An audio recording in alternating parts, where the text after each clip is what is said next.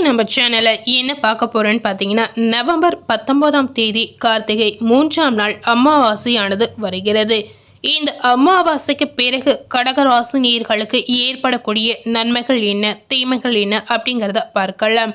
அதாவது என்ன மாதிரியான நல்ல விஷயங்கள் கடகராசினியர்களுக்கு நடக்க போகுது, என்ன மாதிரி தீமைகள் ஏற்பட போகுது அப்படிங்கிறத தெரிந்து கொள்ளலாம். அதுக்கு முன்னாடி இந்த அமாவாசையோட சிறப்பு என்னங்கிறத பார்த்துட்டு அதுக்கப்புறம் கடகராசினியர்களுக்கு என்ன பலன் கிடைச்சிருக்கு அப்படிங்கிறத பார்க்கலாம். ஸோ இந்த வீடியோவை கடகராசினியர்கள் எந்த நட்சத்திரத்தில் பிறந்திருந்தாலும் ஸ்கிப் பண்ணாமல் முழுமையாக பார்த்து பயனடைங்க. முதல்ல கடகராசி நேயர்கள் எந்த வீடியோவை முழுமையாக பார்த்து தெரிந்து கொள்ளும்போது நிச்சயமாக உங்களுக்கு நல்ல விதமான மாற்றங்கள் இதன் மூலம் தெரியலாம். முதல்ல அமாவாசையோட சிறப்புகளை பார்க்கலாம். பொதுவாகவே அமாவாசை அப்படின்னு சொல்லும்போது இந்த நாள் மாதந்தோறும் வரக்கூடிய ஒரு முக்கியமான நாள் அப்படின்னு சொல்லலாம். அதாவது முன்னோர் வழிபாடு செய்வதற்கு உகந்த நாள் அப்படின்னு சொல்லப்படுது. இந்த அமாவாசை தினத்தில் சூரியனும் சந்திரனும் நேர்கோட்டில் வருகின்றனர். இந்த நேரத்தில் இவங்க இரண்டு பேரும் ஒன்றை ஒன்று சந்தித்துக் கொள்ளும்போது முன்னோர்கள் புண்ணிய லோகத்திலிருந்து பூமிக்கு வருவதாக சொல்லப்படுது. அதே போல பிதுர் தேவதைகள் நம்மளுடைய முன்னோர்களை வழிபட்டு அவர்களுக்கு மரியாதை செய்வாங்க அப்படின்னு சொல்லலாம். இதனாலேயே இந்த அமாவாசை தினத்துல நீங்க பல நல்ல விஷயங்களை தொடங்கலாம். அமாவாசை தினத்துல யாருமே எந்த நல்ல காரியத்தையும் செய்ய மாட்டாங்க. ஆனா ஐதீகமா என்ன சொல்றாங்க அப்படின்னு பார்க்கும் பொழுது, அமாவாசை தினத்தில் புதிய காரியங்களை நீங்க துவங்கினால் நிச்சயம் இதன் மூலம் நல்லதே நடக்கும் அப்படின்னு சொல்லப்படுது. இந்த நேரத்தில் நற்காரியங்களை செய்வதனால் உங்களுக்கு எந்தவித தீங்கும் ஏற்படாது.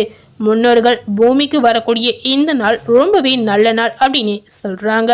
அதனால முடிந்த அளவுக்கு இந்த நாளில் நீங்க ஏதாவது ஒரு புதிய தொழிலை தொடங்கணும்னு ஆசைப்பட்டீங்கன்னா நிச்சயமா நீங்க செய்யலாம். இந்த அமாவாசை என்று நிச்சயமா முன்னோர் வழிபாடு செய்வது ரொம்ப ரொம்ப அவசியம். அதாவது முன்னோர்களுக்கு பிடித்த படையலை உணவாக வைத்து நீங்க மனதார வழிபாடு செய்யலாம். இப்படி செய்யும் பொழுது உங்களுடைய குடும்பத்திற்கு முன்னோருடைய பரிபூரண ஆசீர்வாதமும் உங்களுக்கு முழுமையா கிடைக்குங்க. இந்த அமாவாசை தினத்தில் என்ன மாதிரி விஷயங்களை செய்யலாம், செய்யக்கூடாது அப்படின்னு சில விஷயங்கள் இருக்கின்றன. அது என்னென்ன விஷயம் அப்படிங்கிறத பார்க்கலாம். இந்த அமாவாசை நாளில் மாமிச உணவை வீட்டில் சமைப்பதை நிச்சயமா தவிர்க்கணும். அதே போல வெளியிலும் கூட சாப்பிடவே கூடாது அப்படின்னு சொல்லலாம். அதே போல வீடு வாசல் இல்லாத ஏழைகளுக்கு இந்த அமாவாசை தினத்தன்று நீங்க அன்னதானம் செய்யலாம். ஒவ்வொரு அமாவாசை என்றும் உங்களால் முடிந்த அளவு உணவை நீங்க அன்னதானம் செய்யலாம். அதே போல பசு, காகம், நாய் இந்த மாதிரி இதர ஜீவராசிகளுக்கும் நீங்க அன்னம் அளிக்கலாம். இந்த அமாவாசை பிதிர் தர்ப்பணம் மற்றும் அன்னதானம் ஆகியவற்றை உங்களுடைய குல தெய்வம் இருக்கும் இடத்தில் செய்வது நல்லதுங்க. முடியாதவர்கள் உங்களுடைய இஷ்ட தெய்வம் இருக்கும் இடத்தில் கூட செய்யலாம். கோவில் குளங்களுக்கு சென்று செல்ல முடியாதவர்களுக்கு வீட்டில் இருந்தபடியே செய்யலாம். அமாவாசை என்று தலையில் எண்ணெய் தடவ கூடாதுங்க. புண்ணிய தலங்களில் இந்த நாளில் நிச்சயமா நீங்க நீராடலாம்.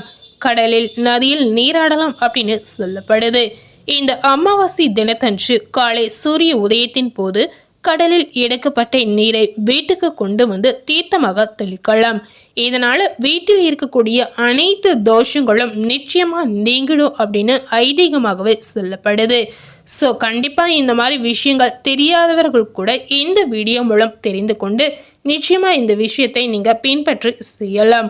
அமாவாசை தினம் ரொம்ப ரொம்ப ஒரு முக்கியமான தினம் அப்படின்றதுனால நிச்சயமாக இந்த மாதிரி விஷயத்தை நீங்கள் பின்பற்றி நடக்கலாம். இந்த அமாவாசையோட சிறப்பு என்னங்கிறத தெரிந்திருப்பீங்க. இந்த அமாவாசைக்கு பிறகு கடகராசினியர்களுக்கு ஏற்படக்கூடிய நன்மைகள் என்ன, தீமைகள் என்ன அப்படிங்கிறத பார்க்கலாம். கடகராசி நேயர்களுக்கு புனர்பூசம் 4ஆம் பாதம் நட்சத்திரத்தில் பிறந்த நேயர்களுக்கும் பூசம் மற்றும் ஆயில்யம் நட்சத்திரத்தில் பிறந்த நேயர்களுக்கும் முதல்ல கிரக நிலை என்ன மாதிரி ஒரு சூழல்ல அமைந்திருக்கு அப்படிங்கிறத தெரிந்து கொள்ளலாம். உங்களுடைய ராசியில குரு சஞ்சரிக்கிறார். தனவாக்கு குடும்பஸ்தானத்தில் கேது சஞ்சரிக்கிறார். தைரிய வீரிய ஸ்தானத்தில் சுக்கிரன் அமர்ந்திருக்கிறார். பஞ்சமஸ்தானத்தில் செவ்வாய் இருக்கிறார். சுகஸ்தானத்தில் சூரியன் மற்றும் புதன் இருக்கிறார். அஷ்டமஸ்தானத்தில் சனி மற்றும் ராகு இருக்கின்றனர். ஸோ கிரக நிலைகள் இந்த நேரத்தில் உங்களுக்கு இப்படி தாங்க அமைந்திருக்கு. இந்த அமாவாசைக்கு பிறகு கடகராசி நேயர்களுக்கு என்ன பலன் காத்திருக்கு அப்படின்னு பார்க்கும் பொழுது, வெளியூர் அல்லது வெளிநாட்டு பயணம் செல்லக்கூடிய சூழல் உங்களுக்கு உருவாகும். பணவரவு நீங்க எதிர்பார்த்தபடியே இருக்க போது. உடல் ஆரோக்கியம் சீராகலாம். தொழில் வியாபாரத்தில் வீண் அலைச்சல், ஆர்டர் கிடைப்பதில் தாமதம் போன்றவை ஏற்பட்டாலும் தொழில் வியாபாரம் சீராக நடக்கலாம். உத்தியோகத்தில் இருக்கக்கூடிய கடகராசினியர்களுக்கு வேலை பளு, கூடுதல் பொறுப்புகள் உண்டாகலாம். அதிக உழைப்பின் பேரில் வேலைகளை செய்து முடிப்பீர்கள். குடும்பத்தில் இருப்பவர்கள் அனுசரித்து செல்வதன் மூலம் எல்லா பிரச்சனைகளும் உங்களுக்கு சரியாகும். கணவன் மனைவிக்கிடையே இருந்த மனஸ்தாபங்கள் நீங்கலாம். பிள்ளைகளின் எதிர்கால நலனுக்காக முக்கிய பணிகளை மேற்கொள்வீர்கள். உறவினர்கள், அக்கம் பக்கத்தினரிடம் வீண் வாக்குவாதங்களை தவிர்ப்பது இந்த நேரத்தில் கடகராசினியர்களுக்கு ரொம்பவே நல்லதுங்க. கடகராசியில் இருக்கக்கூடிய பெண்மணிகளுக்கு பார்க்கும் பொழுது இந்த அமாவாசைக்கு பிறகு எடுத்த காரியம் தடைப்பட்டு பின்னர் நல்லபடியாக நடந்து முடியலாம். மனதில் எதையும் பற்றியாவது சிந்தித்து கொண்ட வண்ணம் உங்களுக்கு இருக்கலாம். இதனால உங்களுக்கு மன குழப்பங்கள் ஏற்படும். மாணவர்களுக்கு பார்த்தீங்கன்னா கல்வியில் சீரான போக்கு ஏற்படும். கூடுதல் மதிப்பெண் பெற மேற்கொள்ளும் முயற்சிகள் உங்களுக்கு வெற்றியாக மாறலாம். கடகராசியில அடுத்ததாக புனர்பூசம் 4ஆம் பாதம் நட்சத்திரத்தில் பிறந்த நேயர்களுக்கு இந்த அமாவாசைக்கு பிறகு ஏற்படக்கூடிய நல்ல விஷயங்கள் என்ன அப்படிங்கிறத பார்க்கலாம். இந்த நேரத்தில் வெளியில் தங்கக்கூடிய சூழல் உங்களுக்கு ஏற்படும். எடுத்த காரியத்தை செய்யும் போது எது சரி எது தவறு என்று தடுமாற்றம் உங்களுக்கு ஏற்பட்டாலும் உங்களுடைய திறமையால் அதனை செய்து முடிக்கக்கூடிய அம்சம் இருக்கு அப்படின்னு சொல்லப்படுது.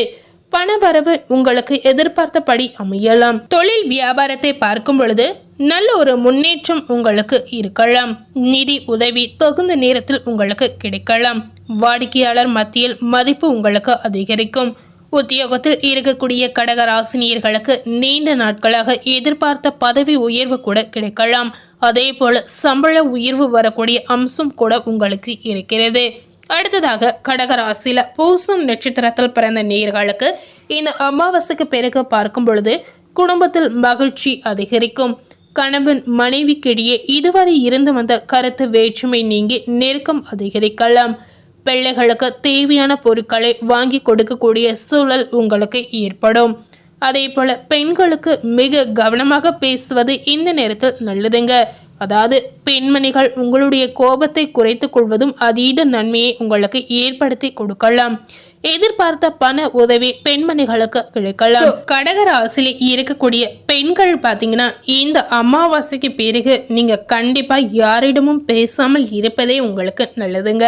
உங்களுடைய பேச்சின் மூலம் மற்றவர்களுக்கு ஏதாவது ஒரு மனதில் குழப்பம் ஏற்பட்டு இதன் மூலம் உங்களுக்கு சிக்கல் வரக்கூடிய வாய்ப்பு இருக்கிறதுனால நீங்க பேசாமல் இருப்பது இந்த நேரத்தில் உங்களுக்கு நல்லதாக இருக்கலாம். அடுத்ததாக கடகராசியில ஆயில்யம் நட்சத்திரத்தில் பிறந்த நேயர்களுக்கு இந்த அமாவாசைக்கு பிறகு பார்க்கும் பொழுது நிலுவையில் உள்ள காரியங்கள் சிறப்பாக முடிய வழி பிறக்கலாம். வரவேண்டிய பணம் கைக்கு வந்து சேரலாம். இரவு பகலாக உழைக்க வேண்டிய சூழல் உங்களுக்கு ஏற்படும். அரசியல்வாதிகள் மக்கள் தொடர்பான பிரச்சனைகளை சந்திக்கக்கூடிய சூழல் உங்களுக்கு நேரிடலாம். மக்கள் பிரச்சனைகளை தீர்த்து அவர்களின் ஆதரவை பெறுவீர்கள். கடகராசியில் இருக்கக்கூடிய மாணவர்களுக்கு பார்த்தீங்கன்னா கல்வியில் எதிர்பார்த்த முன்னேற்றம் உங்களுக்கு தெரிய வரும். எதிர்கால கல்வி பற்றிய சிந்தனைகள் மாணவர்களுக்கு நிச்சயமா மேலோங்கலாம். ஸோ மாணவர்களுக்கு பார்த்தீங்கன்னா கல்வியில் நல்ல ஒரு சூழல் அமைந்திருக்கு அப்படின்னு சொல்லலாம். இந்த அமாவாசைக்கு பிறகு வரக்கூடிய நாட்கள் அனைத்திலுமே மாணவர்களுக்கு ஒரு சிறந்த நாட்களாக நிச்சயமாக இருக்க போகுது. கல்வியில் நல்ல மதிப்பெண் பெற்று நல்ல வாய்ப்பு உங்களுக்கு தேடி வரக்கூடிய அம்சம் இருக்கு அப்படின்னு சொல்லலாங்க. கடகராசி நேயர்கள் எந்த தெய்வ வழிபாட்டை எந்த நேரத்தில் செய்யலாம் அப்படின்னு பார்த்தீங்கன்னா உங்களுடைய குல தெய்வத்தை பிரார்த்திப்பது உங்களுக்கு அதீத நன்மையை தரும் அப்படின்னு சொல்லலாம். ஸோ முடிந்தால் கடகராசி நேயர்கள் குல தெய்வ ஆலயங்களுக்கு சென்று வருவது ரொம்பவே நல்லதுங்க. ஸோ இன்னைக்கு நம்ம சேனல்ல இந்த அமாவாசைக்கு பிறகு கடகராசி நேயர்களுக்கு என்னென்ன நன்மைகள் கிடைச்சிருக்கு, என்னென்ன தீமைகள் ஏற்பட போகுது அப்படிங்கிறத இந்த வீடியோ மூலம் பார்த்துருப்போம். அதே போல அமாவாசையோட சிறப்பு என்னங்கிறதையும் தெரிந்திருப்போம். ஸோ இந்த வீடியோவை நீங்கள் பார்த்து பயனடைந்த மாதிரி உங்கள் ஃப்ரெண்ட்ஸ் அண்ட் ஃபேமிலி பார்த்து பயனடைன்னு நினச்சிங்கன்னா இந்த வீடியோவை உங்கள் ஃப்ரெண்ட்ஸ் அண்ட் ஃபேமிலிக்கு லைக் பண்ணி ஷேர் பண்ணுங்கள். மேலும் இது போல் ஒரு புதிய தகவலை தெரிந்து கொள்ளணும் அப்படின்னு நினச்சிங்கன்னா மறக்காமல் நம்ம சேனலை சப்ஸ்கிரைப் பண்ணி அதே போல் பக்கத்தில் இருக்கக்கூடிய பெல் பட்டனையும் மறக்காமல் ப்ரெஸ் பண்ணிடுங்க. நீங்கள் சப்ஸ்கிரைப் பண்ணால் மட்டுமே நம்ம சேனலில் போடக்கூடிய எல்லா நியூ அப்டேட்டான வீடியோஸும் நீங்கள் உடனுக்குடன் தெரிந்து கொள்ளலாம். அதனால் மறக்காமல் சப்ஸ்கிரைப் பண்ணி பெல் பட்டனை ப்ரெஸ் பண்ணிவிடுங்க. தேங்க்யூ.